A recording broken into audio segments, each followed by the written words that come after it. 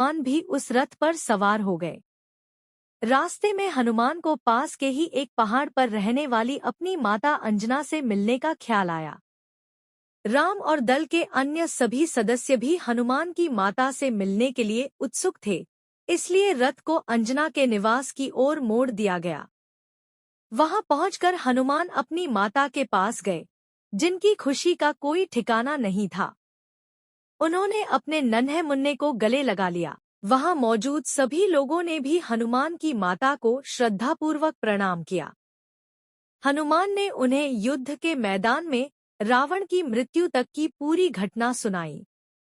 आश्चर्य की बात यह थी कि हनुमान की बातें उनकी माता को प्रसन्न नहीं कर सकीं, बल्कि वे पश्चाताप से भर गईं और हनुमान से बोलीं, तुम्हें जन्म देना और दूध पिलाना व्यर्थ हो गया।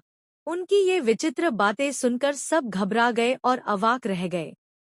कुछ देर रुकने के बाद उसने अपना तीखा भाषण जारी रखा, तुम्हारी शक्ति और वीरता पर धिक्कार है। क्या तुम अकेले ही लंका को उखाड़ फेंकने में सक्षम नहीं थे? क्या तुम उस 10 सिर वाले राक्षस और उसकी सेना का स्वयं ही नाश नहीं कर सकते थे? यदि तुम ऐसा करने में सक्षम नहीं थे, तो बेहतर होता कि तुम कम से कम उससे लड़ते हुए स्वयं शहीद हो जाते। मुझे इस बात का अफसोस है कि आपके जीवित रहते हुए भी भगवान राम को लंका पहुंचने के लिए अशांत सागर पर पत्थरों का खतरनाक पुल बनाना पड़ा और अपनी प्रिय सीता को वापस लाने के लिए राक्षसों की विशाल सेना से लड़ना पड़ा तथा भीषण कष्ट सहना पड़ा। चले जाओ और फिर कभी मुझे अपना चेहरा मत दिखाना। अंजना की नाराजगी इस बात से थी कि हनुमान उस यात्रा के दौरान सीता को अकेले वापस लाने में पूर्णतः सक्षम थे। फिर भी उन्होंने ऐसा नहीं किया। हनुमान ने हाथ जोड़कर उनसे कहा, हे महान माता, मैंने आपके दूध की पवित्रता से कोई समझौता नहीं किया है।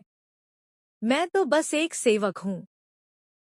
उस यात्रा के दौरान मुझे केवल सीता को खोजने का निर्देश दिया गया था, रावण को मारने का नहीं। यदि मैंने ऐसा अपनी मर्जी से किया होता तो यह मेरे अधिकार क्षेत्र से बाहर जाने के समान होता।